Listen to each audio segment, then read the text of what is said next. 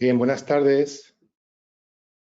Gracias por estar aquí. Sé que un viernes por la tarde está diseñado para irnos a cenar por ahí, etcétera, ¿no? Pero bueno, me habéis decidido acompañar y os lo agradezco. Espero que la información que vamos a contar sea de vuestro agrado y que os guste. Bien. Vamos a ver que yo me apañe con esto.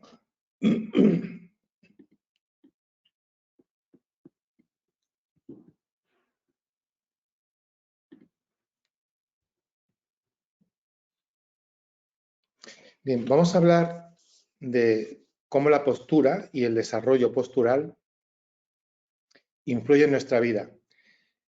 Esta masterclass es un poquito como va a requerir un poquito de vuestra imaginación, puesto que voy a hablar de unos conceptos bastante holísticos y que, perdonad que hay una pregunta, creo. Buenas tardes, Carolina.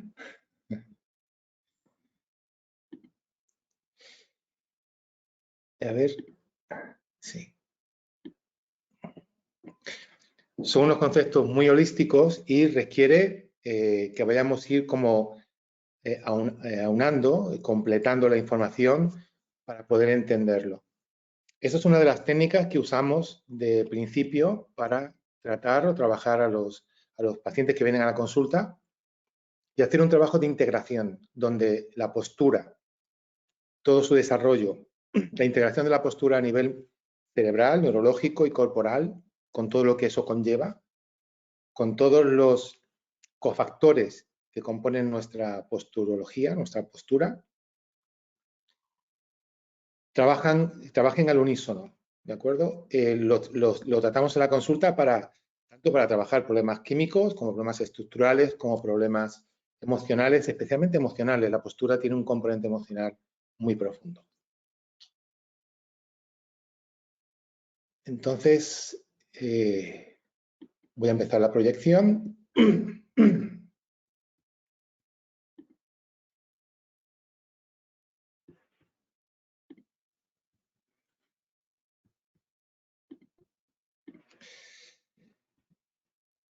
Vamos a resaltar unos puntos para el estudio postural, puntos que son muy importantes.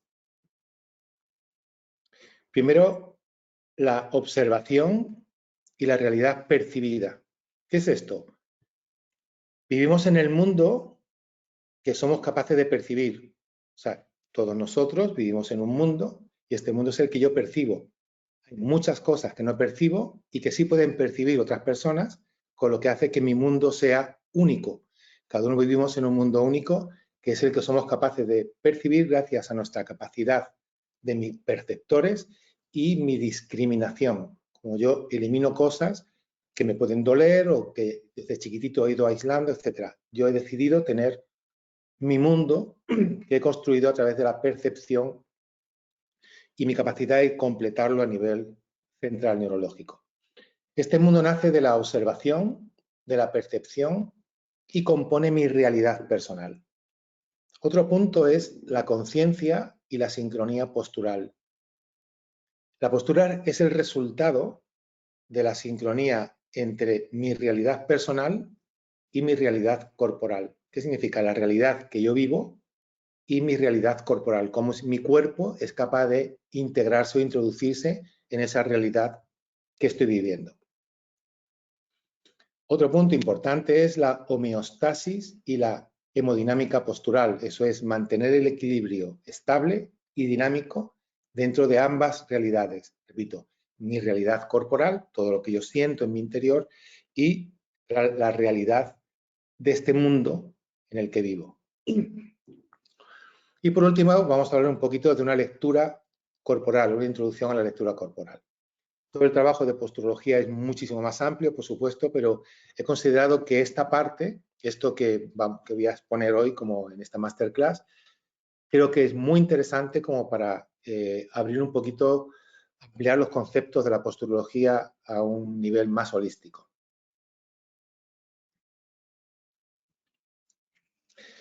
Vamos a hablar de la observación y de la realidad del mundo que percibo. Importante es saber que ser implica estar. Yo para ser tengo que estar. Tengo que ser un individuo. Y eso exige un sentido. Tener un sentido a mi vida. O sea, estoy evolucionando. Una persona que es una persona que evoluciona. En cambio, estar no implica ser. Puedo estar en el mundo sin tener ningún sentido, sin tener ningún proceso evolutivo. Simplemente estoy adaptado a mi entorno, pero no evoluciono.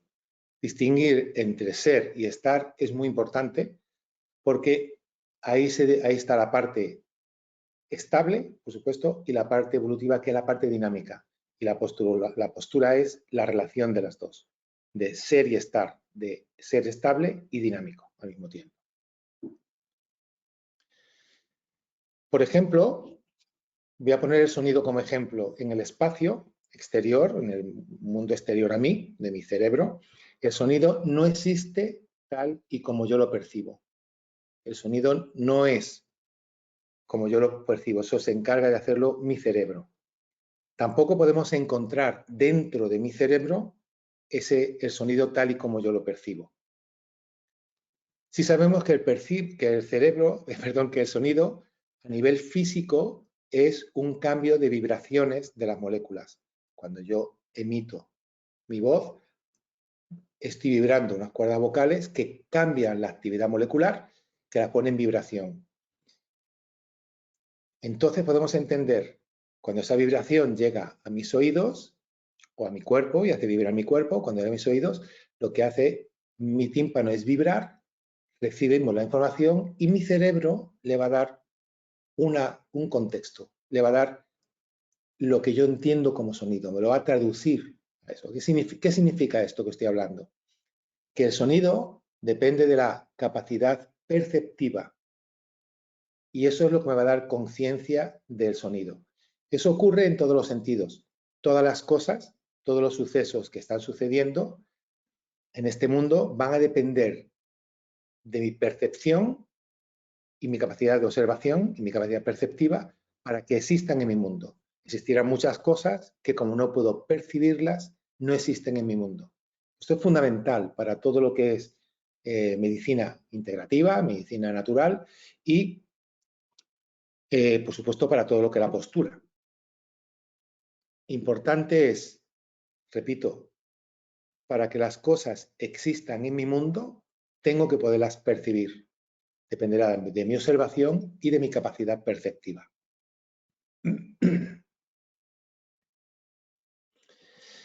Entonces podemos decir que entre yo y el mundo lo que existe es la descripción que yo he desarrollado del mundo. Por eso lo que para uno es cierto, para otro no lo es.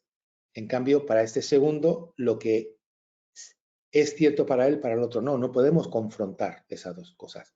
Son dos formas de vivir una realidad. Esta descripción del mundo nace de las experiencias que yo he ido viviendo y he ido integrando y he ido compartiendo con el entorno. Para percibir, tengo que observar y vivimos esa realidad percibida. Lo que percibo, lo vivo.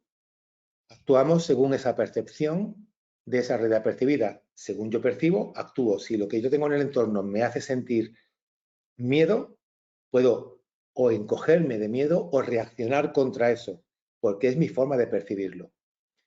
Estos actos que yo voy a tener me hacen aptos con B o inepto para poder vivir. Si me hace apto, estaré sano, aunque sea un mundo confuso para mí, y si me hace inepto, me enfermaré en ese mundo en el que me siento desequilibrado.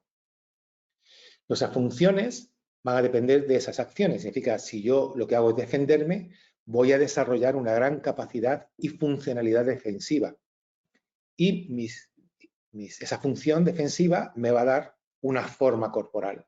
Esa forma corporal va a ser diferente dependiendo de esa reacción que yo hago, que me da una funcionalidad.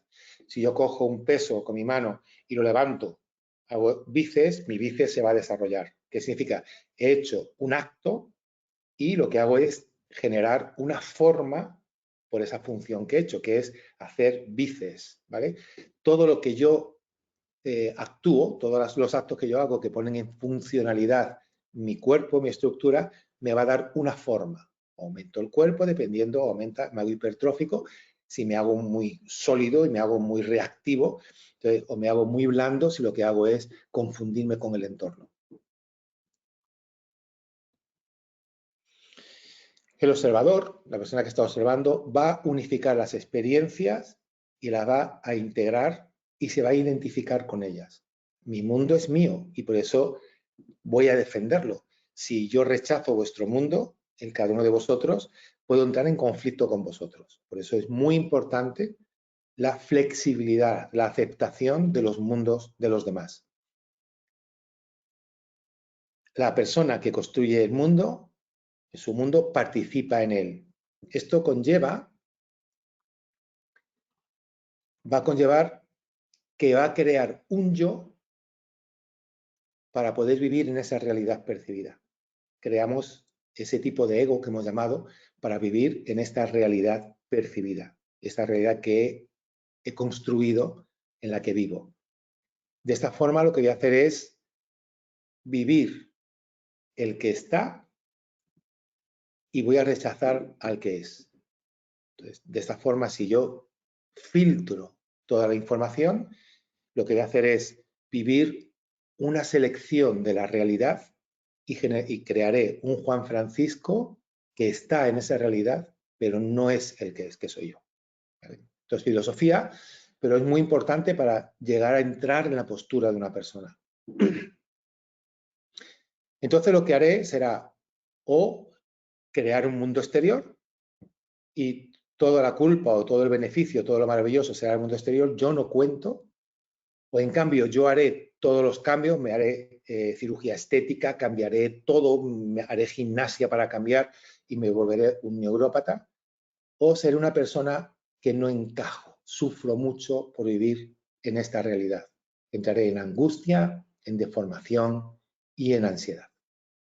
Es importante comprender eso, lo que es ser y estar. Entonces entraremos en una conciencia, en una sincronía postural. Vamos a hablar de cómo percibimos el mundo. Los 7 sentidos. Tenemos 7 sentidos que vamos a ver. Tenemos una exterocepción, cómo recibo el mundo exterior, pues a través de la vista, del oído, del tacto, del gusto y del olfato. Todo lo que es exterior. Tenemos 5 sentidos que me ponen en contacto con el mundo exterior. Seguidamente tenemos la interocepción, que es cómo siento mi mundo interno. El sistema vegetativo, la parte parasimpática, habla. El intestino le habla al cerebro, tanto la microbiota como la estructura intestinal, mi páncreas, todo el sistema digestivo, hígado, los riñones también, estómago, el corazón y pulmones le hablan al cerebro. Nuestro sistema genital, todo le habla al cerebro. Todos los órganos hablan y en especial la conexión entre mi sistema orgánico y mi cerebro lo va a hacer el nervio vago. Y tenemos la interocepción, algo que es muy importante que testemos cuando trabajamos postura o cuando trabajamos en kinesiología, cualquier tipo de problema, ya sea visceral, sea emocional, etc. Luego tenemos la propiocepción. Ya tengo la exterocepción, el mundo exterior, interocepción, que es mi mundo interior, y la propiocepción, que soy yo, cómo siento mi cuerpo. Para eso tenemos receptores, en los músculos tenemos receptores en muchas partes de nuestro cuerpo. He puesto un ejemplo, que son las fibras extrafusales y las intrafusales a través de las diferentes motoneuronas. Tenemos receptores en articulaciones, en tendones, en ligamentos, a nivel intraóseo, en fascias sumamente importantísimo, que luego hablaremos de ello. Todo esto lo que me va a hacer sentir es toda mi movilidad interior, todo el lenguaje de mi cuerpo en su dinámica.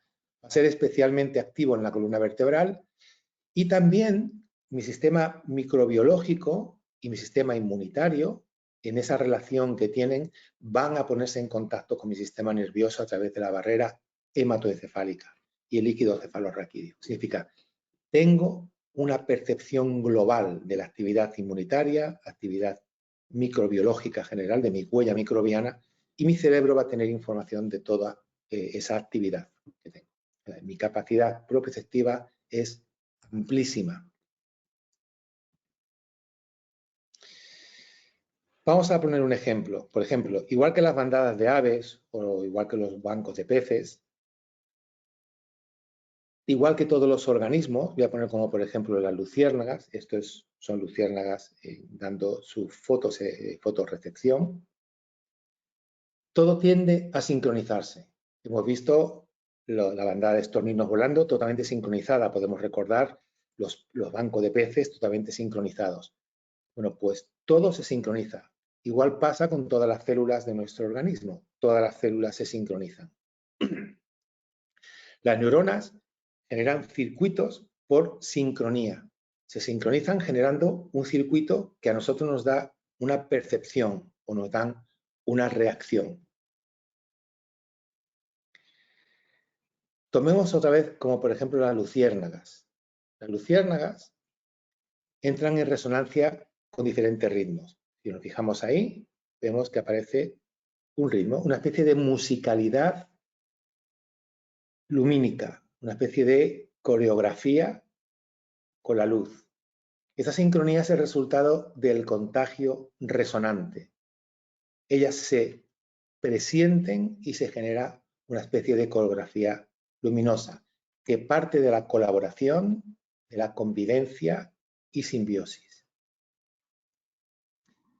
Este estado, cuando se mantiene, se entra en coherencia. Nosotros los humanos también entramos en sincronía. Tenemos 40.000 personas en un campo de fútbol, cantan una única canción. Entramos en sincronía. Pero para sincronizarnos no tenemos que perder nuestra individualidad. Tenemos que mantener una distancia. Y el alma de esta coherencia es saber compartir.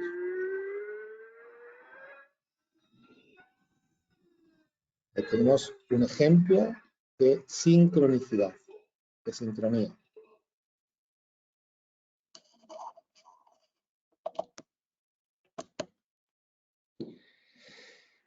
Sabemos que la vida es equilibrio y compartir genera el equilibrio. Cuando compartes bien el peso de las cosas, se equilibran. Nosotros tenemos que entender este sentido, este aspecto, en la postura de las personas. Nos hablará mucho de su parte emocional, de su parte estructural y de su parte química. Vamos a tomar una neurona.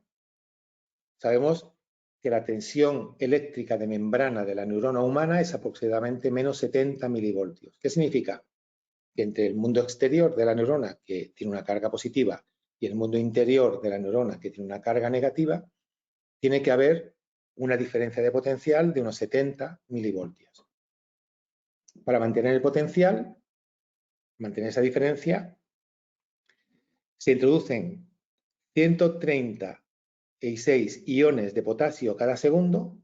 Veis que el potasio tiene carga positiva, entran 136 y salen 200 iones de sodio, que también tiene carga positiva. Por lo tanto, sale más positivo que entra. Entonces, mantenemos una carga negativa dentro de la célula, de la neurona.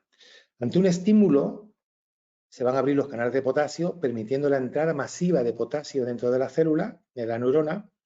Eso va a cambiar el potencial. ¿Qué significa? Se va a hacer más positivo el interior de la célula de esa diferencia de 70 milivoltios. Y cuando esa diferencia llegue a menos 55 milivoltios, se va a generar un potencial de acción para cambiar esa polaridad, para recuperar otra vez esos 70 milivoltios.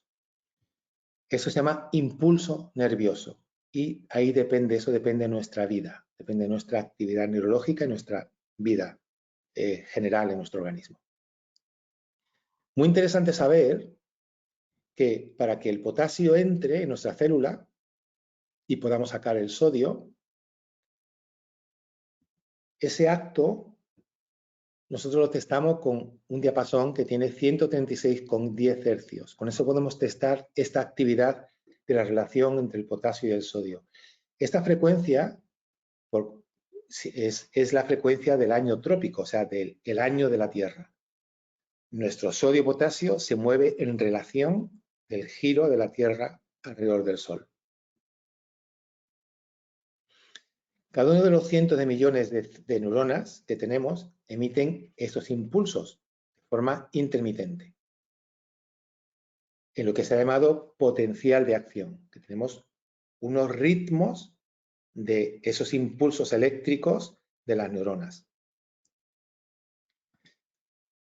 Entonces hemos visto que esas descargas eléctricas de las neuronas, al igual que las luciérnagas, van a tener un ritmo. Y ese ritmo se ha diferenciado en 5 bandas diferentes, que son los 5 ciclos rítmicos neurológicos.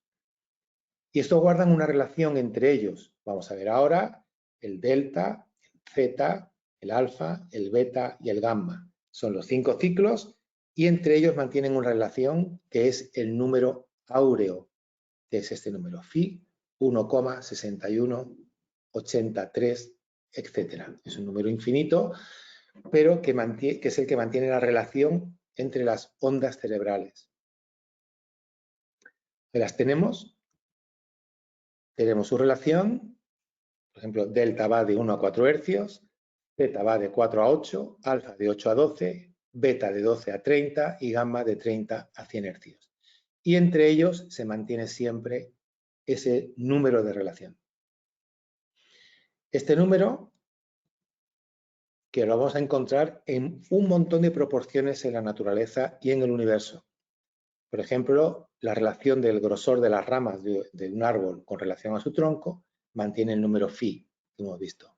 La disposición de las semillas del girasol, las conchas de los moluscos, el giro del cuerno de las cabras, las espirales de las piñas, la proporción y el número de pétalos, un largo etcétera, siempre lo vamos a encontrar en la naturaleza, y por supuesto en la proporción del cuerpo humano.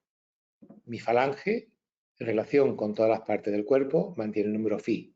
Mi dedo, en relación con las falanges y con el resto del cuerpo, mantiene el número phi como eje de proporción.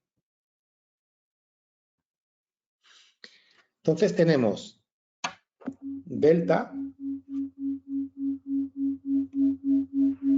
escucháis ahí, este ritmo, este ciclo, son ciclos lentos, son los de mayor amplitud en el cerebro. Están asociados al sueño, predominan en los niños desde que nacen hasta unos 6 años aproximadamente. Lo podemos encontrar en procesos de tomar decisiones, de observación desde nuestro interior. Resolución de problemas complejos, reparación orgánica. El Z, que va de 4 a 8 ciclos, es muy importante en los procesos cognitivos, o sea, de aprendizaje, y está muy involucrado con la memoria, con el hipocampo. Participa en la organización de los sucesos a nivel temporoespacial. No te hace la foto del suceso, te lo coloca en el tiempo-espacio en tu memoria. En la actuación para el aprendizaje de algo nuevo que quieres aprender, te prepara para aprender algo nuevo. Fundamental para la comprensión neurológica de la postura, es un ciclo muy postural y te coloca en el espacio. Participa en el cálculo dinámico entre la posición inicial y la trayectoria hacia donde vas a ir, tu desplazamiento. Nos da nuestro lugar en el mundo y nuestra postura en ese mundo a nivel global. Tiene mucho que ver con la percepción. Alfa, sumamente importante, de 8 a 12 ciclos, es el ciclo más abundante en el cerebro, el primero que se identificó. Crece desde la infancia hasta la adolescencia, donde ya se instala. Estrechamente vinculado a las funciones de aprendizaje. Nos permite prestar atención, pero sin perder el contacto con el mundo. O sea, nos permite leer un libro en la Gran Vía de Madrid a las 2 sin que nos moleste el entorno. Podemos prestar atención al libro, pero no nos aislamos, simplemente nos permite atender. Y la atención no es un proceso de aislamiento, es un proceso de integración. Evita que la atención se desvíe hacia pensamientos, sensaciones, emociones, etc. Se incrementa cuando abordamos una tarea meticulosa y se atenúa cuando hacemos una tarea de forma automática. Bien. Es el ciclo que utilizamos para entrar en meditación. Beta, de 12 a 30 ciclos, junto con zeta, está profundamente involucrado con el movimiento. Vais a comprender ahora por qué. Permite romper la rigidez de un ritmo para cambiar un movimiento, para hacer algo más rápido o más lento. O sea, me permite romper un ritmo que está estático para poder cambiar y moverme. Es sumamente importante para ser efectivo en el deporte o para, sobre todo cuando somos jóvenes, los niños lo desarrollan cuando quieren cambiar que están corriendo y quieren cambiar el ritmo o la dirección de su carrera, ¿no? Su desequilibrio implica rigidez, contracción muscular antes y durante el movimiento. Son personas que no pueden bajar bien una escalera, no la bajan con relajación, la bajan escalón a escalón, por ejemplo. Atención sostenida, enfoque nos permite atender de forma sostenida y enfocar, es un estado de alerta.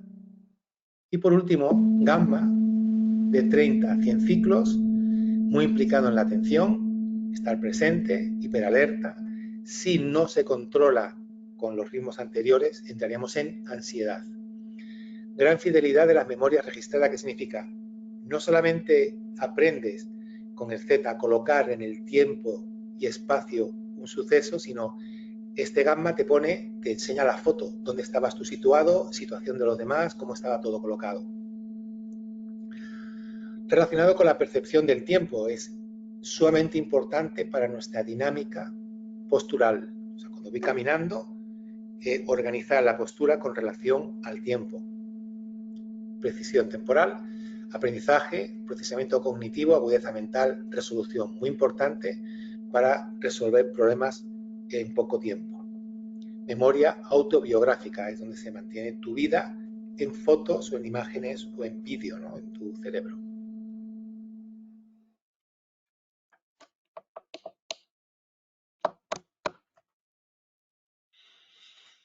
Entonces, importante para todo esto que estamos hablando, estos sucesos. Primero el tálamo, vamos a hablar un poquito del cerebro, cómo se comporta con toda esta información. El tálamo es el principal receptor del cerebro. Todos los sentidos pasan por el tálamo menos el olfato. Del tálamo pasaríamos al hipocampo. El hipocampo es la memoria, está relacionado con la memoria. Luego la amígdala, que es la parte más emocional, está relacionado con la emoción. Y de todo esto pasaríamos al hipotálamo, que es quien lo deriva hacia el cuerpo. Entonces, recibimos, pasa al hipocampo, en el hipocampo tenemos la memoria, significa lo va a comparar con sucesos del tiempo, yo tengo una imagen y mi cerebro va a componer y la va a relacionar con mi vida, con toda la memoria. Luego pasa a la parte emocional y por último pasa a nuestro cuerpo. Este proceso tiene lugar a nivel subcortical, o sea, ¿qué significa? El cuerpo ya tiene sensación, información de lo que aún la mente no ha percibido. No tengo conciencia de lo que estoy percibiendo.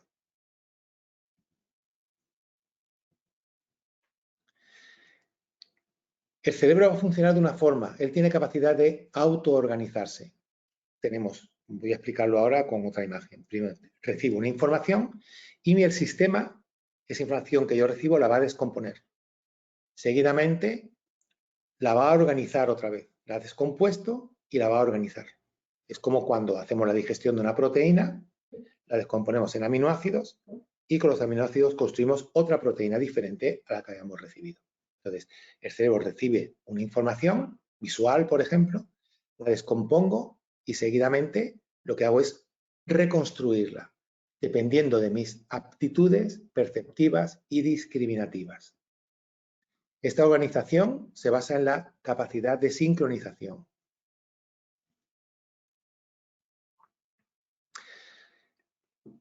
El cerebro va a organizar circuitos neurológicos. Esto es sumamente importante de que lo entendamos para funciones concretas. La función cerebral se basa en la formación y disolución de circuitos, no en generar un circuito y mantenerlo para repetirlo. Construye un circuito y luego lo disuelve. Cada circuito nos da acceso a un aspecto perceptivo que no se tiene que repetir. Su función se basa en crear caminos sinápticos y volverlos a recrear. ¿Qué significa? Construyo, tengo una experiencia, construyo un circuito, lo deshago. Tengo la misma experiencia, construyo otro circuito, lo deshago. Tengo la misma experiencia, construyo otro circuito, lo deshago. ¿Qué significa? Esa sincronicidad en la creación de circuito es lo que le da plasticidad a mi cerebro. Por ejemplo, la vista. La vista va al tálamo, el tálamo lo va a llevar al corte visual después de todo el proceso que hemos hablado y de ahí a la zona ventral. ¿Qué va a pasar? La zona ventral me va a definir las características del objeto, construye la memoria de los objetos, va a contribuir a memorizar ese objeto hasta que consigo saber qué objeto es. Luego va a la vía dorsal, donde cojo el movimiento y la posición de ese objeto que estoy viendo, lo enfoco en relación tiempo-espacio con el movimiento y contribuye a las experiencias de los objetos que he visto. ¿Qué significa? Le voy a dar un sentido. En la vía ventral son las encargadas de descomponer, fusionar características recibidas, descomponer para adivinar qué es lo que estoy viendo y luego acudo a la memoria para saber cómo se relaciona con lo que, cómo me relaciono yo con lo que estoy viendo. Entonces, cada vez que yo tengo los ojos abiertos, mi cerebro está actuando de esa manera. Construyo la imagen, la desarmo, la monto y ahora la comparo con toda la historia de lo que he vivido y que me puede relacionar con esa imagen que estoy viendo.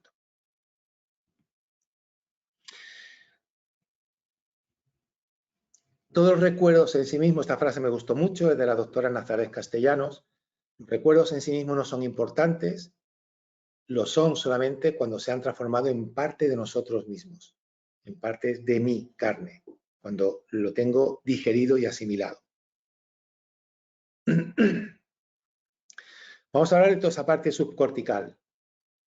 Hablemos primero del tálamo, que es esa parte del cerebro, del sistema límbico, que por donde entran nuestra información sensorial. Es el área receptora de la información que percibimos por los sentidos, menos el olfato, como dije antes. Clasifica la información sensitiva y distribuye la información sensorial. Siento y todo eso luego lo voy a distribuir. Está relacionado con el dolor. Muchas veces el tálamo, al relacionarse con el hipocampo, no le gusta lo que estamos viviendo y lo que hace es rechazarlo. Nos produce dolor físico incluso. Hay dolor emocional, hay dolor químico, hay dolor por presión, dolor por quemazón, etc. Entonces, se va a decidir qué tipo de dolor voy a tener y si voy a tener dolor o no lo voy a tener. Eso lo hace el tálamo. Luego el hipocampo, el área de la memoria, que es reconocer y recordar, estrechamente involucrado con el aprendizaje, la inhibición y el recuerdo aplicado. Cojo el recuerdo y lo aplico al momento actual, en lo que estoy haciendo. Interviene en el control de las respuestas recurrentes, o sea, él me puede inhibir cuando tengo una respuesta que se está repitiendo, me lo hace recordar que lo estoy repitiendo y me inhibe. Organiza circuitos concretos para cada aprendizaje. Ante situaciones de estrés, nosotros liberamos cortisol. Entonces, el cortisol va a debilitar la capacidad de actuación del hipocampo. Entonces, cuando estamos viviendo una experiencia, un evento, Si es estresante, el cortisol al llegar al hipocampo va a darme una dificultad para recordar de una forma fiel ese suceso. Para aprender hay que olvidar. A los 15 minutos de aprender algo, hemos olvidado el 40% del contenido. Hemos hecho una selección. Por eso siempre es importante saber que alguien con el que estamos hablando y con el que hemos compartido una experiencia nos va a contar la parte que recuerda, la parte que ha percibido. Nosotros le contaremos la nuestra, no tiene por qué coincidir. Cuando recordamos, evocamos el circuito, aquel que se formó cuando vivimos la experiencia, eso de formarse y disolverse. Evocamos el circuito. Cuando no recordamos, simplemente el circuito no existe. Luego va la amígdala, que es la parte emocional. Está muy relacionada con el hipocampo y con la emoción. Intercambia información con muchas áreas cerebrales, entre ellas el tálamo, otra vez el hipocampo, sistemas sensoriales y la corteza prefrontal, que vamos a ver después cómo funciona. La información visceral llega directamente a la amígdala, pues eso nos puede dar una reacción de agresión, porque la amígdala es muy emotiva, puede asustarse o puede reaccionar muy violentamente. Las emociones están muy relacionadas con las reacciones orgánicas. La amígdala y la reacción orgánica están muy unidas, muy resonantes. Hipotálamo controla e integra la actividad del sistema nervioso autónomo. En el hipotálamo se va a controlar la reacción del parasimpático y del simpático. Control de patrones y comportamiento emocional, conector entre el sistema nervioso y endocrino, sumamente implicado en el funcionamiento endocrino porque el hipotálamo va a activar a la hipófisis. Él tiene la capacidad de, a través de unas hormonas, activar a la hipófisis, que es la directora del resto de las glándulas endocrinas. Libera la hormona oxitocina, que implica desaprender. Diga, el hipotálamo me ayuda a desaprender. Desaprender es tan importante como aprender, porque, como vamos a ver ahora, aprender puede implicar no seguir aprendiendo. Cuando aprendo algo y no soy capaz de desaprenderlo, implica que este espacio ya no se puede llenar con ninguna otro aprendizaje. Es el mayor centro regulador de la expresión corporal de la percepción. Cada percepción, aunque sea neutra, siempre conlleva cambios funcionales orgánicos. El hipotálamo une todo mi organismo a nivel visceral con mi actividad neurológica, con mi cerebro. Hemos visto la parte subcortical, vamos a ir ahora a la parte cortical. Vamos a volver un poquito a ese ritmo de nuestras luciérnagas. Desde que la información llega a nuestros sentidos, va siendo descompuesta en diferentes estaciones, diferentes fases del sistema nervioso. Luego se van a ir reorganizando de nuevo, formando aquella información de la que vamos a tener conciencia. Todo esto es importante por lo subjetivo que es cuando queremos defender una idea. Circuitos especializados se van a sincronizar codificando aquello que he percibido. Se van a empezar a organizar para darle sentido a la percepción. Desde que la información llega a nuestros sentidos hasta que somos conscientes de ellas, puede pasar medio segundo o más. ¿Qué significa? Vamos a recibir la información y no vamos a ser conscientes de lo que hemos percibido o recibido hasta que no pase mínimo medio segundo. Una vez tomamos conciencia, también tardaremos un tiempo en diluir esa imagen. Por eso puede ocurrir que una información que he recibido impida que pueda tener otra información nueva. Bien.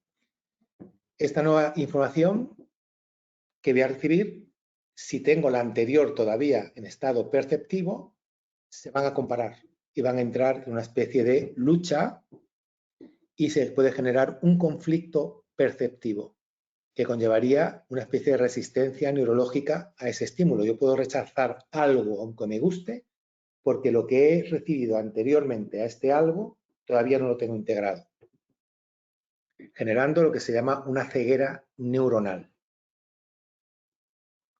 Esto impedirá al cerebro gestionar ese estímulo nuevo que viene.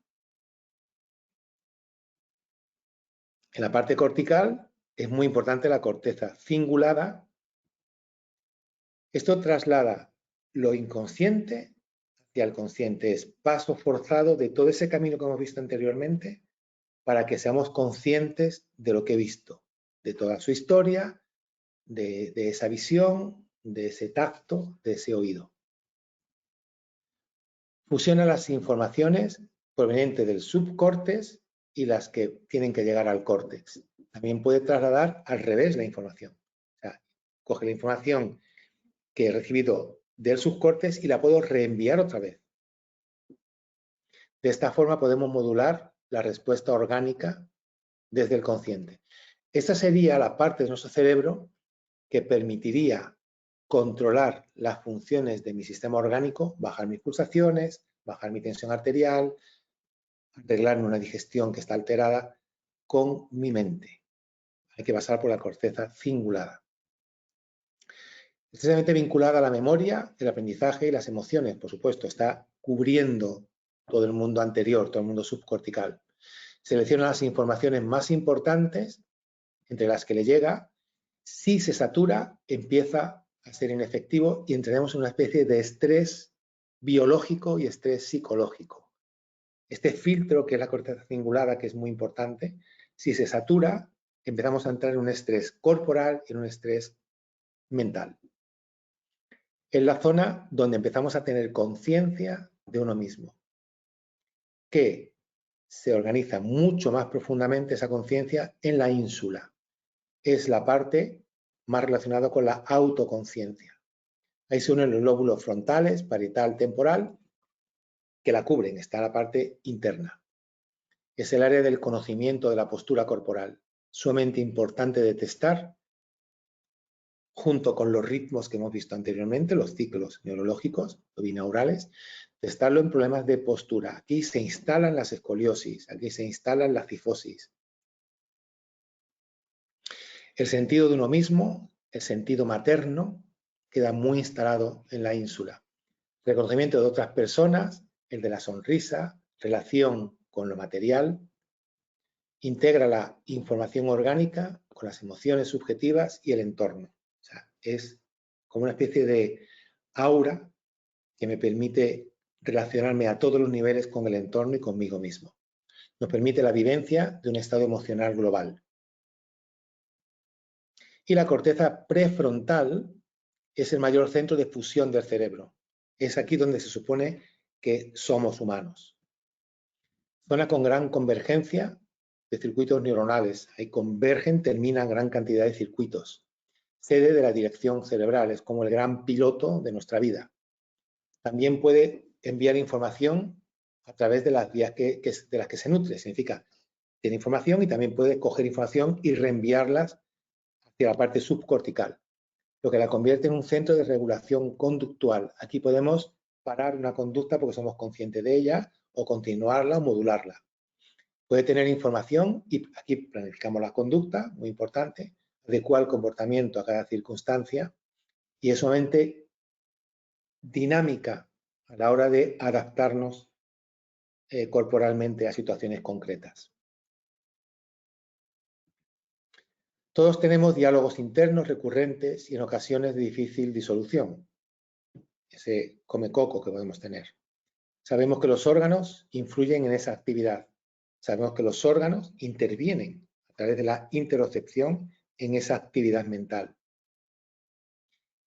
Que el cuerpo aporta al sistema nervioso su inteligencia biológica primigenia. Significa, toda mi filogénesis, mi historia, millones de años, le hablan al cerebro a través de ese sistema vegetativo y nos puede poner en un estado de alteración o un estado de paz. ¿Qué va a pedir el cuerpo? El cuerpo pide una demanda constante de equilibrio orgánico y también neurológico. Una variedad de actividad que acaba expresándose en forma de sentimientos. Cuando el cuerpo le habla al cerebro, lo que nosotros sentimos es sentimental, es un sentimiento. No es algo verbalizable. Si eso llega al cerebro y el cerebro le da un sentido verbal, podemos expresarlo. Todo esto que he hablado genera un contexto vital. Aquí tenemos una forma de vida que podemos ver en la estructura, en la postura de una persona. Algunos protagonistas que considero importante de tener en cuenta para la postura y para todos los procesos vitales del ser humano. El genotipo es la información genética en forma de ADN. Es una combinación de alelos. Alelos son como microprocesadores formados por bases que generan una información, dan una información concreta. ¿Bien? Eso sería el genotipo. Luego veríamos el fenotipo, que lo determina la relación entre el medio ambiente con mi genotipo. Como yo, Juan Francisco Ballesteros, me relaciono con el medio que me rodea. Puede ser tóxico, un medio maravilloso, un medio agresivo, etc. Seguidamente sería el epigenoma, que son los elementos que relacionan esa relación, esa resonancia, vamos a decir, entre el genoma, bien, y el fenotipo. O sea, cómo mi mundo interior y el mundo exterior, mi genoma y la parte externa se organizan. Quien pone la información dentro de la parte genómica es el epigenoma. Son elementos que llamamos epigenoma. Muy importante el exposoma, que son el conjunto de factores tóxicos o nutritivos, medioambientales, a los que nos vamos a exponer desde que nacemos hasta que muramos. Son toda esa cantidad de residuos, nutrientes, etcétera, etcétera, etcétera, toxinas o no toxinas que van a formar parte de mi medio desde que nazco hasta que muero. Y partiendo de aquí, otro personaje importante son las hormetinas, la hormesis. La hormesis es mi respuesta favorable a toxinas en pequeñas dosis y respuestas bruscas ante toxinas en altas dosis. O sea, ¿cómo puedo aprender a adaptarme con pequeñas dosis? Esta es la base de la homeopatía. Y cómo puedo reaccionar de forma brusca ante toxinas en altas dosis. Entonces, son todos los elementos. Y vamos a añadir algo que es muy importante, que forma parte de la epigenética. El genoma, mi ADN, está envuelto por, primero, un guante, toda una cobertura proteica, proteínas que son dinámicas, que lo envuelven y lo protegen. Bien, envuelven el ADN. Por encima de esta envoltura de proteínas tenemos otra envoltura de fotones, que son los elementos que tienen que estimular al ADN, el fotón estimula al ADN para que él sintetice una ARN polimerasa y luego un ARN mensajero. Es el fotón, la luz, quien estimula al fotón, al genoma, para que sintetice, saque esa información constructiva, si es correcta, o destructiva, si es incorrecta, que es mi ARN mensajero. La envoltura de proteínas, acordaros, el ADN, la envoltura de proteínas y la envoltura de fotones. La envoltura de proteínas que está en medio se va a mover, se va a retirar, se va a movilizar, dejando secciones de ADN libres para que sean asequibles a los fotones y podamos producir ese ARN mensajero, y se va a movilizar esas proteínas estimulada por las emociones. Es la emoción quien permite que la luz toque mi genoma para producir una proteína para mi evolución o mi destrucción. Son las emociones. Sumamente importante. Las emociones, cuanto sean más lentas, tengan una longitud de onda más larga, son dañinas. El amor tiene una longitud de onda muy larga. Perdón, el miedo tiene una longitud de onda muy larga. El amor tiene una longitud de onda muy corta. Toca, estimula mucho la relación, nos hace sentir la luz junto con nosotros, que somos ese ADN. Entonces, es muy importante el meditar, vivir en un estado amoroso. No es el amor a los papás, a los hijos, a la pareja, sino es el amor propio, un amor personal, muy importante para que tengamos una evolución concreta y correcta. Enfoque de la valoración de la conciencia postural.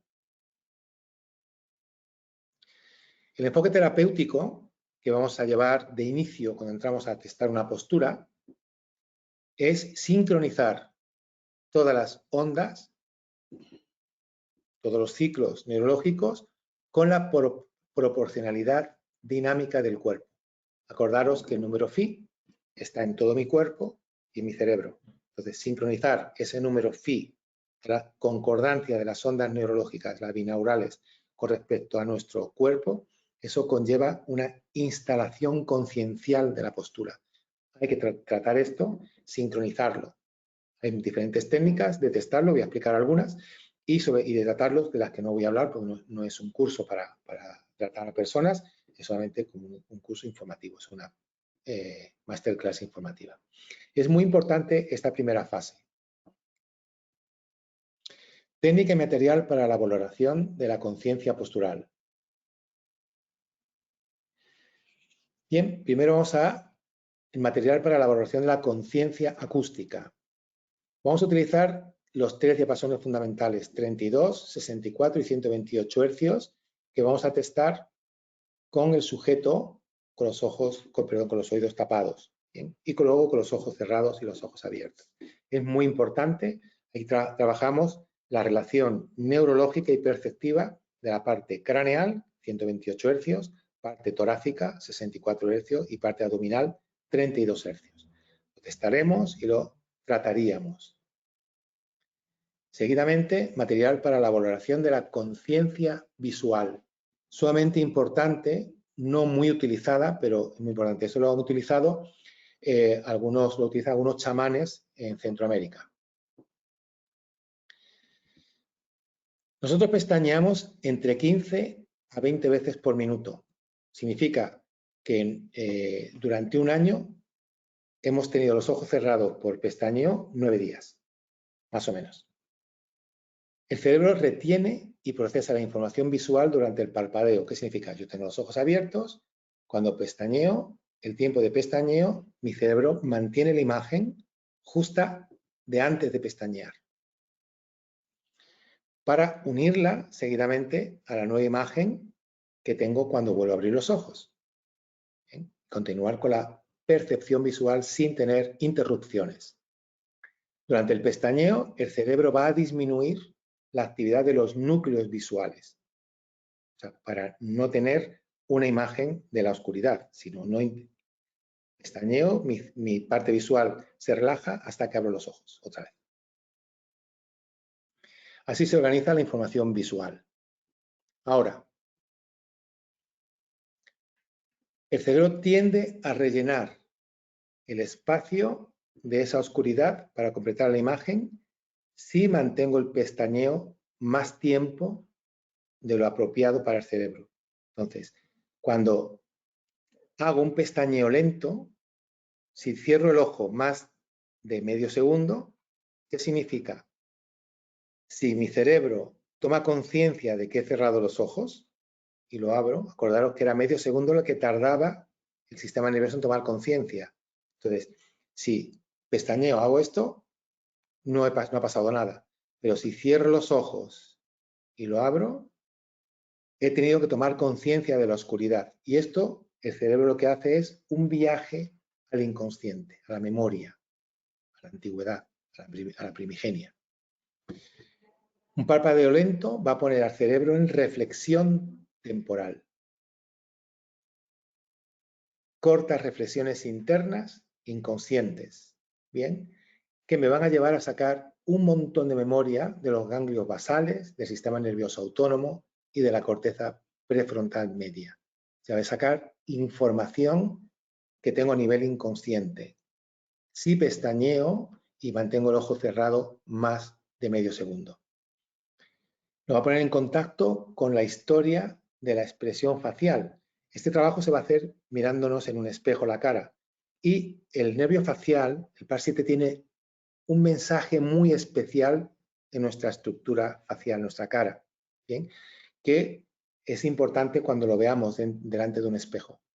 Voy a explicar ahora cómo es el ejercicio. Al igual que cuando mantenemos un tiempo una postura, y esto nos genera una tensión, que eso lo genera el reflejo miotático, o sea, si yo me tumbo en el suelo, boca arriba, levanto las piernas hacia el techo, saco los talones todo lo que puedo, empiezo a vibrar. Eso lo hace el cuerpo como una protección para no estirar la fibra muscular más de la cuenta. Hay un reflejo miotático y un reflejo antimiotático. ¿Bien? Igual que ocurre en este caso, que el cuerpo tiene ese sistema de protección, algo parecido va a pasar cuando hagamos este trabajo visual. Sentado frente al espejo, a unos 30 centímetros del espejo, con una luz tenue y en silencio, que no haya una distracción acústica. Vamos a pestañear manteniendo en cada pestañeo, el ojo abierto menos de medio segundo y cerrados más de medio segundo. Y estoy viendo mi cara. Significa, lo tengo abierto.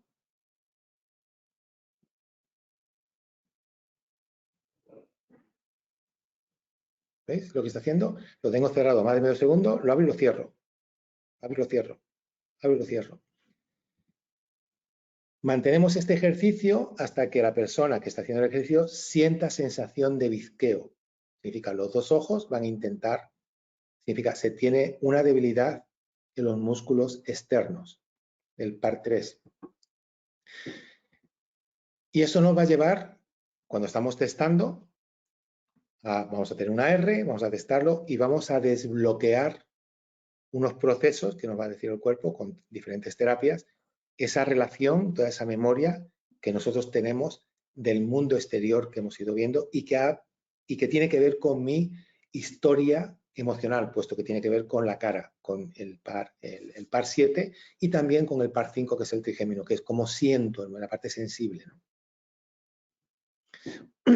Material para la valoración de la conciencia neuroperceptiva. Vamos a usar diapasones, un podoscopio, un sistema de sonorización y un sistema de insonorización. Fíjate, algo para escuchar, vamos a poner el sonido en las orejas, y algo para tapar los oídos, que no escuche el sonido exterior.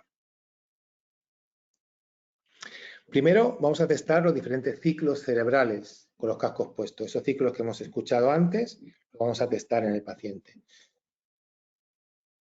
Y vamos a realizar el testaje con los ojos abiertos y con los ojos cerrados. Este testaje nos va a dar acceso únicamente a la conciencia acústica, puesto que el cerebro solamente va a escuchar. El cerebro nuestro no le gusta escuchar, le gusta construir, le gusta crear. Si yo pongo la nota do y la nota re, el cerebro le va a molestar cuando lleve un momento puesto un ratito. Pero si pongo la nota do y la nota mi, el cerebro le va a gustar porque él va a construir la nota re y va a construir una melodía. Es muy importante que la actitud, que entendamos que el cerebro le gusta crear. Si me ponen do, re, llega un momento en que me aburro, me puedo dormir o me quiero ir. Pero si me ponen do, mi, voy a empezar a construir musicalidad. Entonces, con esto no estimulamos la creatividad neurológica cerebral. Estamos solamente estimulando la escucha. Ahora, si utilizamos los diapasones binaurales, esto nos va a dar un acceso a la conciencia neurocorporal y a la creatividad acústica. Aquí vamos a utilizar sonidos para que el cerebro componga una musicalidad. Vamos a ahondar en la memoria muscular, especialmente en las fascias. Ahí tenemos un sonido que es el fundamental y luego tendremos delta, zeta, alfa, beta y gamma. Y los testaremos. Eso se testará una secuencia con la persona de pie, con los oídos destapados, con ojos abiertos y cerrados. Y luego vamos a tapar sus oídos, lo testaremos con los ojos abiertos y con los ojos cerrados. Y luego también podemos acceder a los diapasones de la escala Fibonacci, que es ese número pi aural que hemos visto anteriormente. Este testaje nos va a dar acceso a la memoria dinámica postural. Tenemos 5-8, 8-13, 13-21, 21-34 y la proporción aural, que es el 89,144 Hz. También tenemos uno que es 50 Hz, que es el sistema nervioso. Igual que el anterior, lo estaremos con la persona de pie, ojos abiertos y cerrados, luego taparemos sus oídos, y otros estaremos con los ojos abiertos y con los ojos cerrados. En todo esto vamos a encontrar diferentes situaciones, estructuras que tenemos que ir desbloqueando y le vamos a devolver una comprensión corporal. No es la típica osteopatía ni la típica masaje, no. Vamos a ir dando estímulos concretos que nos va a permitir desbloquear la concepción, la conciencia, la integración, la sincronía de su postura. La memoria queda en el cuerpo y las fascias nos hablan de esa memoria. Muy importante en este proceso es fundamental el desarrollo y la actividad del hipocampo. El hipocampo tiene memoria de cómo he crecido. Memoria y aprendizaje. Este testaje nos da acceso a la sincronía entre la memoria postural filogenética, que es la que heredo, y la ontogenética, que es la que creo. Esas dos fuentes de información las uno. Y este testaje, que es el testaje de las cadenas miofasciales, me va a dar acceso a esa memoria. Pondremos especial atención a, primero, lo que es la tienda del cerebelo. Si conocéis la osteopatía sabéis de qué hablo. El sacro y la dura madre. Este eje es fundamental para tratar cualquier problema postural. Seguidamente, la lengua. La lengua es un sistema postural tremendo. Aparte de que su dinámica es una manipulación constante entre sistema nervioso, cráneo y la postura. Es un elemento esencial para la comunicación gestual, verbal, con gran implicación emocional. Al mismo tiempo, va a completar funciones que ha ido perdiendo. Una persona que ha perdido dientes, la lengua va a empezar a hacer un trabajo de adaptación. ¿Bien?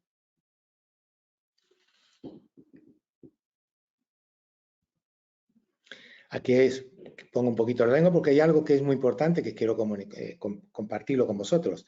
Los nervios motores, que es el nervio vago y el hipogloso, nervios sensitivos, que también es el glosofaringio, hipogloso, trigémino, y el facial. Bien, el nervio vago es el nervio que produce el reflejo de la tos, la deglución y el vómito. Muchas veces, cuando ponemos una ortodoncia o cuando hemos hecho algún trabajo sobre la boca, hemos operado de amígdalas o tenemos unas amígdalas demasiado hipertrofiadas o una mala postura por unos zapatos que hemos utilizado o estamos utilizando que hemos puesto al niño, va a generar un contacto en la parte posterior del paladar con la lengua y se genera una reacción de sutil vómito. Esos niños pierden las ganas de comer. Cuando un niño pierde las ganas de comer, tenemos que ver qué zapato le hemos puesto, porque se rechaza el nervio vago a empezar a hiperactivarse y va a haber un problema, tanto digestivo como conductual, orgánico en general, etcétera, y por supuesto luego postural.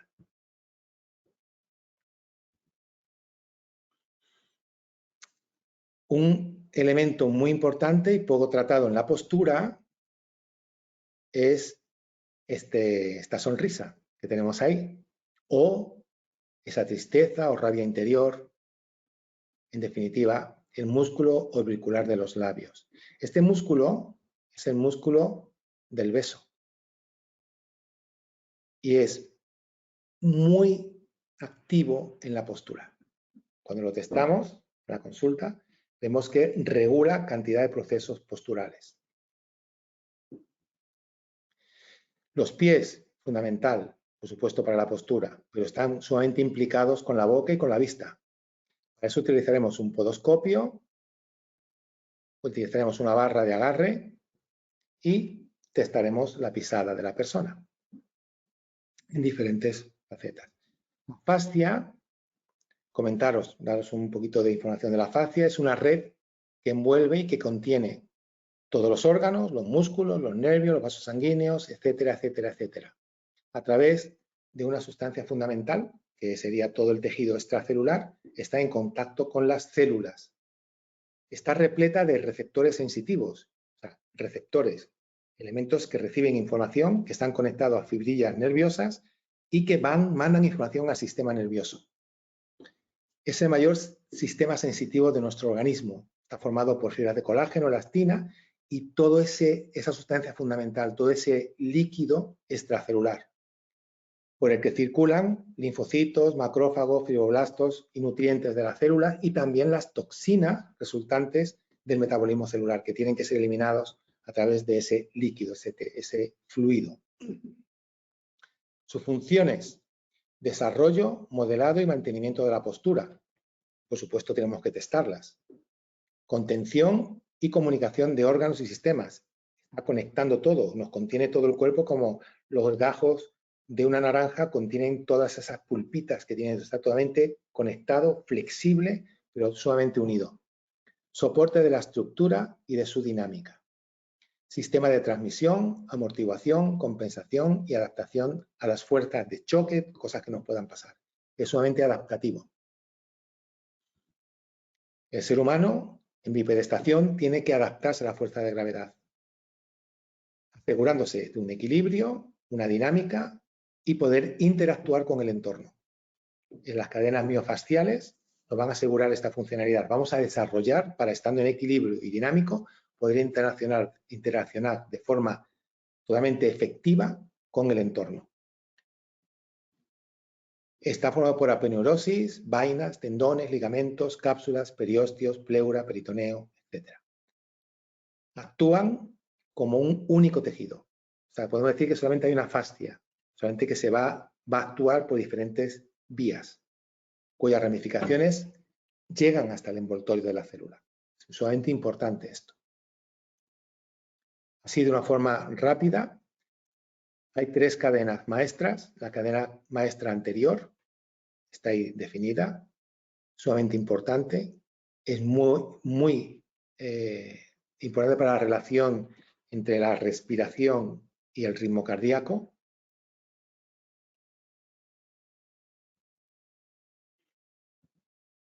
Una cadena maestra posterior con una parte interior del cerebro, parte de meninge, y toda una serie de músculos y aponeurosis en la parte posterior del cuerpo.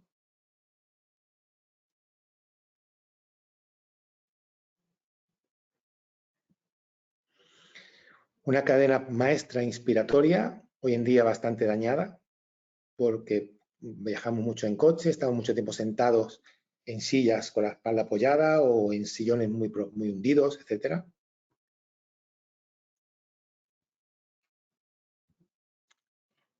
Una cadena de flexión, que es la que controla la parte interior, craneal, y toda la parte exterior. Controla la fuerza y resistencia para hacer una flexión corporal. Una cadena de extensión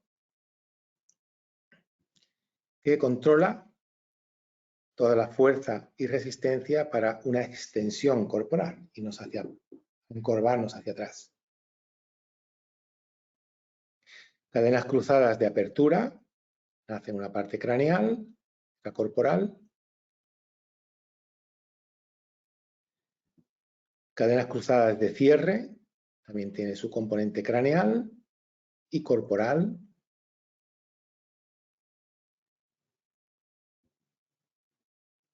Una relación de ambas que es sumamente importante porque cuando entran en conflicto aparecen muchas lesiones en rodilla, tobillos, columna, etc.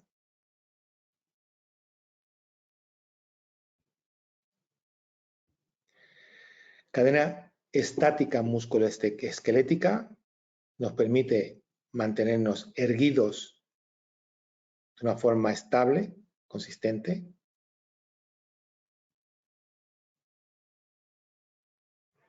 Aquí vemos músculo, podemos el sóleo y parte del gastrocnemio, que tiene mucha relación con la parte cervical. Son muchas las personas que llegan a la consulta con problemas cervicales que se mejoran del todo cuando liberamos el sóleo.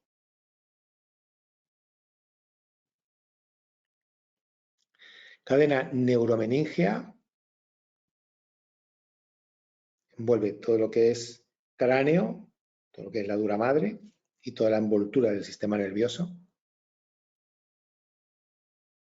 La visceral sumamente importante. Es importante que después de comer, primero que comamos sentados en sillas que no nos apoyemos la espalda cuando estamos comiendo. Segundo, que la cadera esté mínimo a la misma altura que las rodillas, que no estemos hundidos cuando estamos comiendo. Y para testarlo, vamos a hacerlo le pedimos al sujeto que haga diferentes posturas y le pediremos que haga inspiraciones y expiraciones forzadas para testar cada una de las posturas. Aquí vamos a encontrar las cadenas que están en debilidad, en descompensación, que estén interfiriendo la actividad de otras cadenas, etc. Liberando las cadenas, vamos a conseguir un equilibrio que solamente con esto posiblemente veamos que ciáticas, celviargias, etcétera, empiezan a desaparecer.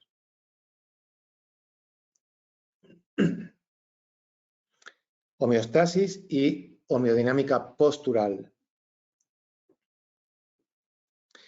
Nosotros tenemos tres planos, un sagital, un horizontal y un vertical, ¿bien?, que corresponden a los tres arcos del sistema vestibular. Tenemos un utrículo y un sáculo, que sería la persona que tenemos ahí, y luego los tres arcos, que serían los tres planos que están ahí dibujados. Eso lo desarrollamos y es muy importante la relación del pie con esa zona osificada del cráneo. Nacemos con el cráneo en estado cartilaginoso prácticamente, pero tenemos una zona osificada que nos da una sensación de movimiento y de peso en la cabeza cuando la movemos. Vamos a poner el punto de sincronía del pie, punto A. Este punto aguanta el 30% del peso corporal, el punto B el 10% y el punto C el 60%. Eso en relación con las tres zonas del cráneo, relación ACB va a la parte frontal y la inversa, BCA va a la parte frontal. CB va a la parte occipital y CA va a la parte occipital. Y AB y BA va a la parte parietal. Entonces, todo eso va a hacer que mi pie se organice con la cabeza.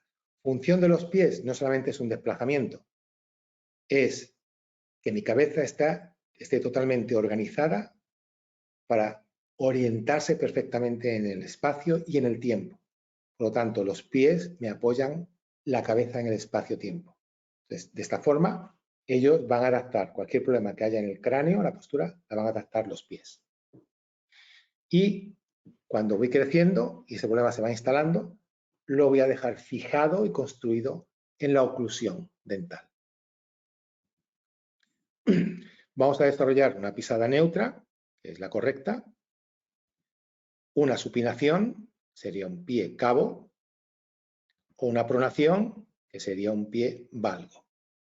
¿Bien? Sería la línea de pisada en esos tres casos. Y en el cráneo, quien nos va a hablar de la postura, una vez que tenemos el cráneo ya construido, quien nos va a hablar de la postura y la dinámica craneal, va a ser un huesito que tenemos justamente en donde se cruzan esas líneas. Ese huesito se llama etmoides.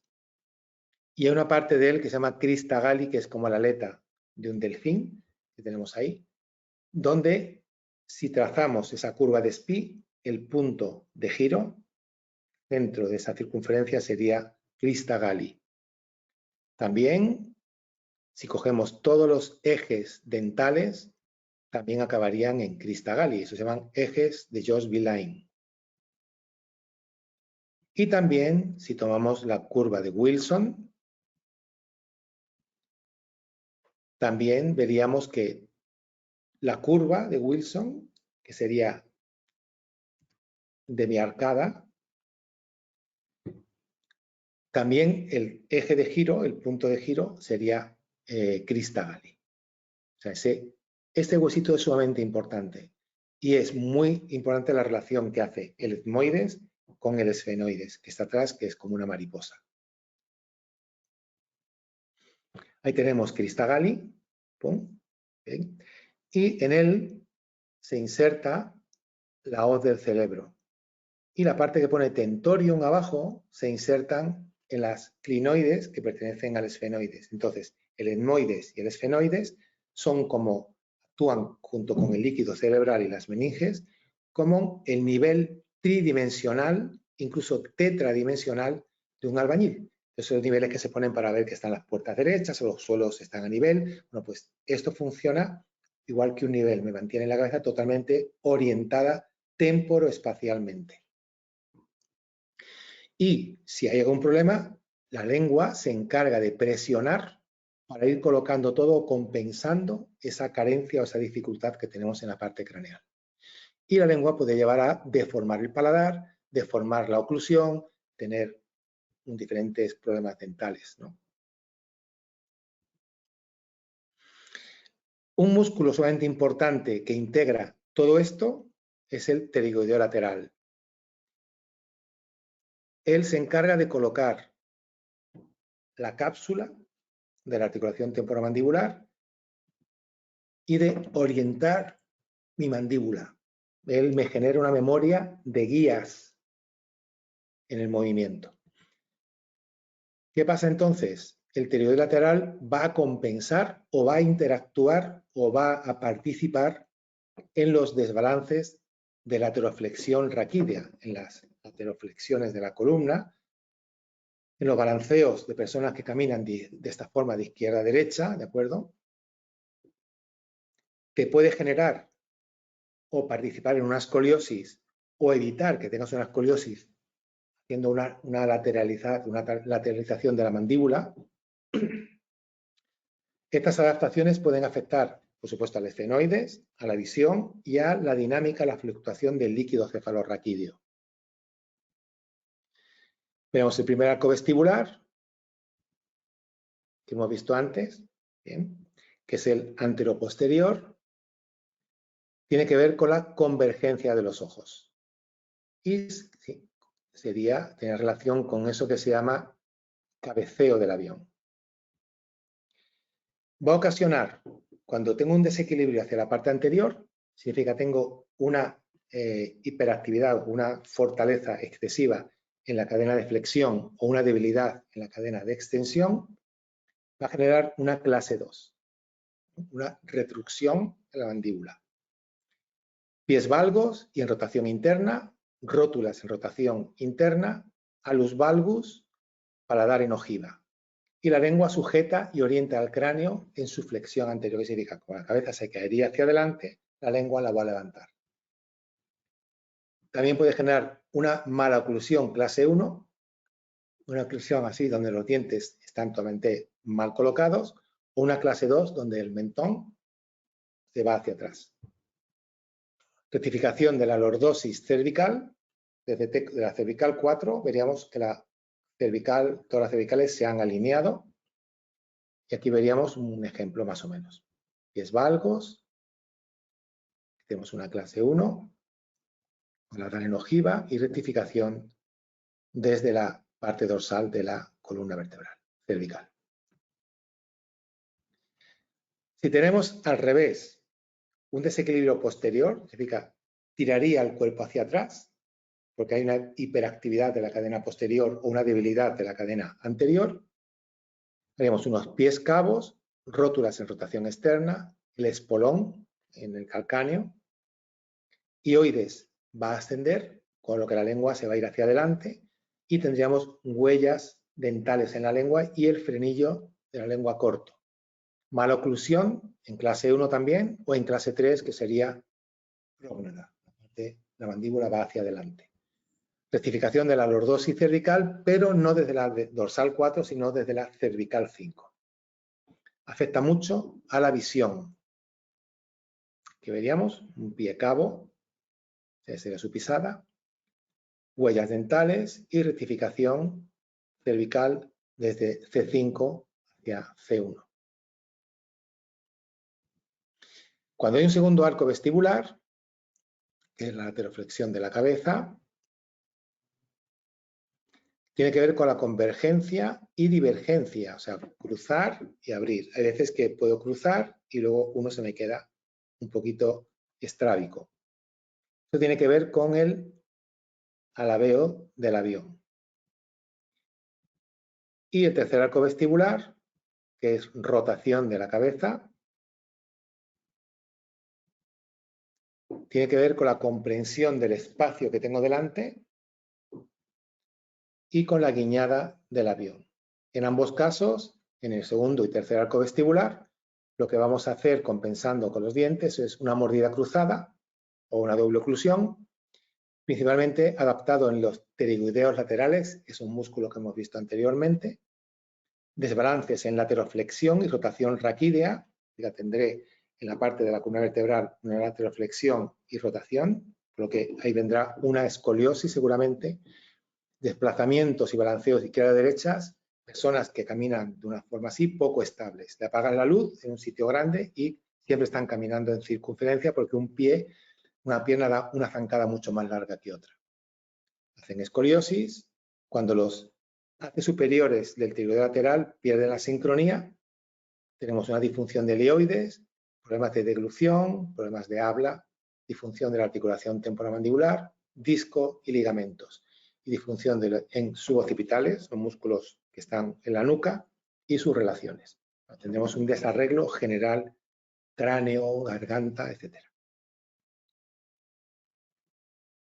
Entonces, estos músculos, los músculos fásicos, que van a actuar sobre los suboccipitales y los tónicos también, van a actuar sobre los tónicos, que son los fuertes, van a actuar sobre temporal, los maseteros, pterigoideos internos, son los que están dentro, y los oculares, que son los fásicos, van a actuar sobre el pterigoideo lateral.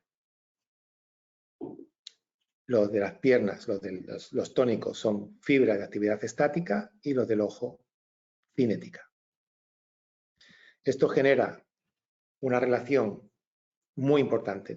Esos son fibras tónicas, posturales, son los músculos que tienen que ver con la oclusión, ¿no? La fuerza, tiene que ver con mi postura. Hay muchas fibras posturales en la parte inferior del cuerpo y menos en la parte superior. Son fibras que me dan sensación de seguridad y estabilidad. En su déficit me dará inseguridad e inestabilidad. Tenemos muchas fibras fásicas de movimiento en la parte superior del cuerpo y menos en la inferior. Y tenemos fibras que me producen relajación y orientación y en su déficit agresividad y confusión. Cuando están mal integradas, lesiones en atlas, tercera cervical, sexta cervical, cuarta torácica, 12 torácica, tercera y quinta lumbar, coxis, rodilla, popliteo, por supuesto, astrágalo, y cuando hay lesiones en los pies y las tratamos, siempre acaban en la articulación temporomandibular. Todo esto conlleva una integración de la memoria muscular. Es muy importante todo lo que estamos hablando porque si no trabajamos la memoria muscular, no podemos trabajar las articulaciones. Todo esto, este diseño que somos, nos permite cazar animales en movimiento, nos ha permitido desarrollarnos, evolucionarnos y sobrevivir gracias a una cacería. Nos permite incluso algo como esto, estar nosotros en movimiento y cazar a algo que también se mueve. La comprensión temporoespacial es muy objetiva en nosotros, los seres humanos. Y cosas como estas, que me parecen fantásticas. Yo la he puesto aquí porque fijaros qué precisión temporoespacial. Fijaros en estos pases, cómo es capaz de lanzar un balón y va corriendo y cae en sus manos. Esto no solamente viene por repetición se aprende a manejar todos los circuitos temporoespaciales que se forman en el sistema para poder organizar estos movimientos y estos lanzamientos, ¿no? Temporoespacial siempre. Pases de este tipo o pases de este otro tipo, ¿no?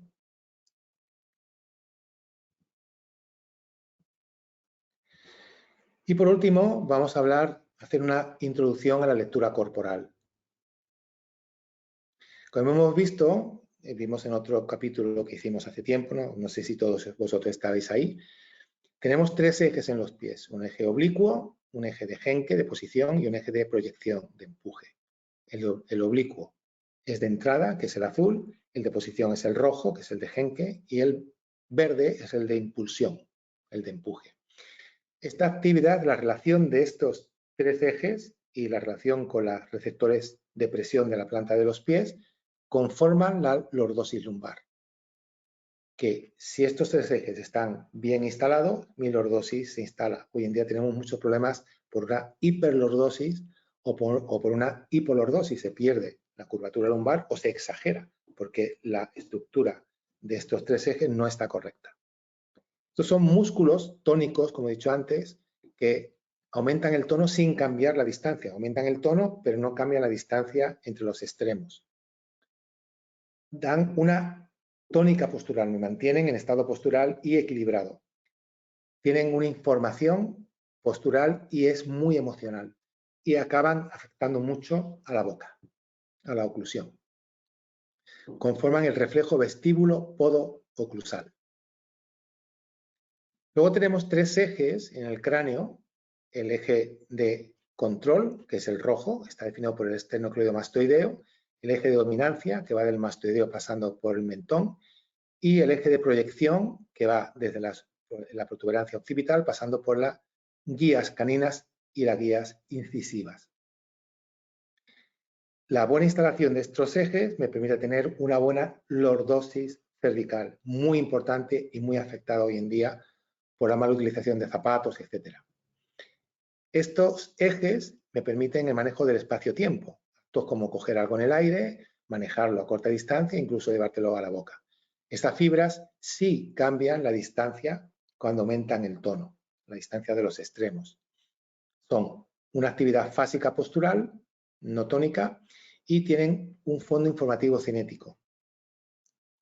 Tienen que ver con el reflejo vestíbulo, vestibuloide, óculo, oclusal. Por supuesto, definen entre el anterior y este, definen nuestra oclusión. Entonces, la persona occidental, una de las cosas que vamos a ver es que los ejes craneales y los ejes podales se tienen que cruzar, tienen que converger a la altura de la tercera lumbar. Esto es muy importante. Y esto define esto que hemos visto anteriormente. Entonces, cuando vemos una persona con lesiones a este nivel, tenemos que liberar esos ejes y la relación de esos ejes craneopodales para conseguir la recuperación de esa actividad raquídea, rodillas, etcétera, y recuperar la memoria muscular. Luego tenemos relaciones en tensiones entre la relación de la cráneo-podales. Por ejemplo, en tensiones descendentes, que son homolaterales, significa cráneo derecho con pie derecho, veríamos que la guía incisiva actuaría en esa zona. Guía canina, premolares, molares, menisco articular, de la articulación mandibular, la lengua y los músculos suboccipitales heterolaterales, o sea, sobre el pie derecho siempre actuarán los suboccipitales izquierdos. Tensiones ascendentes, que suelen ser heterolaterales, se cruzan. Descendentes son verticales y ascendentes se cruzan. Veríamos igual, guía incisiva, canina sería al pie contrario. Veis aquí que estamos sobre el pie derecho y estamos viendo el lado izquierdo del cráneo. Molares contrarios,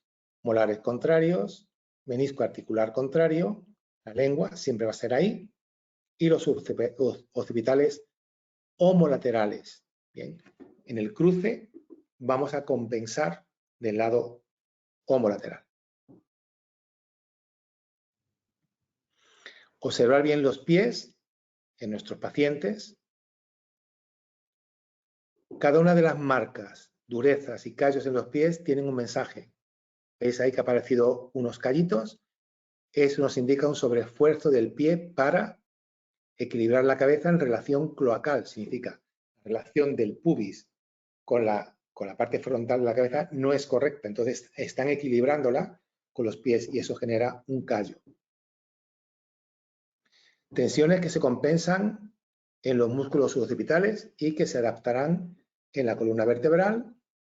Categorías pélvicas, significa habrá rotaciones en la pelvis y que se compensarán en la parte lumbar.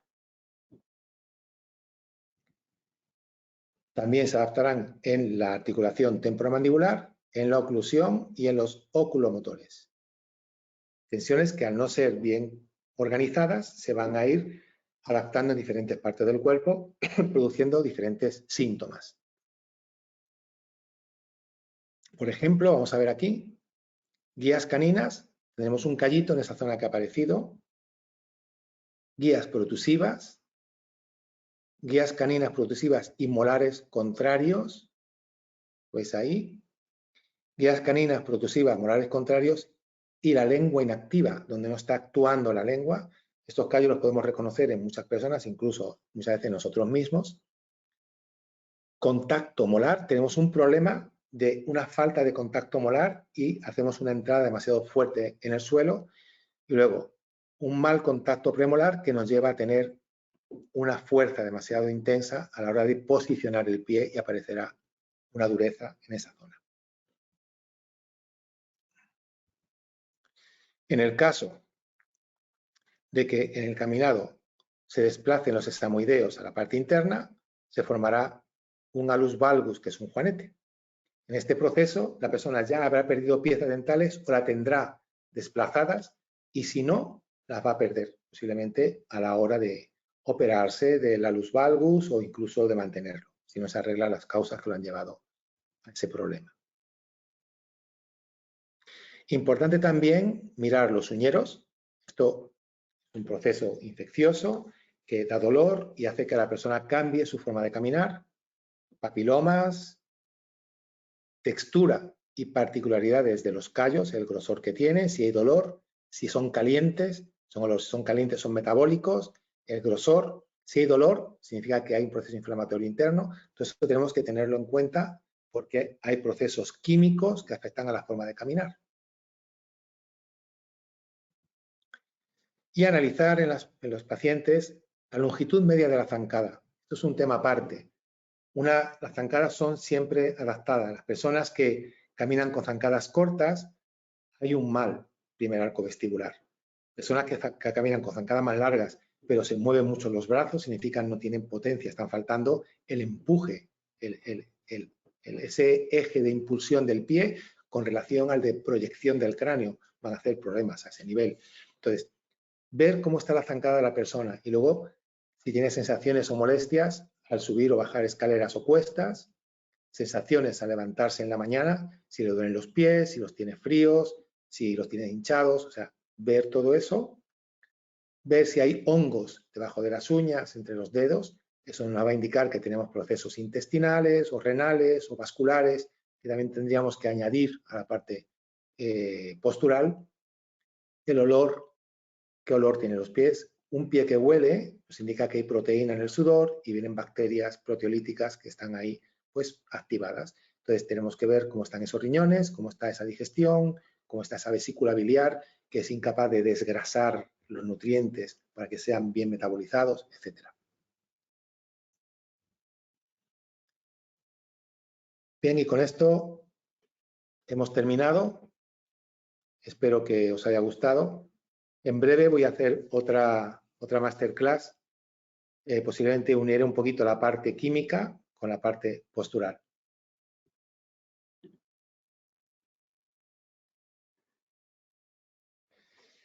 Bien, ¿hay alguna pregunta que me queráis hacer?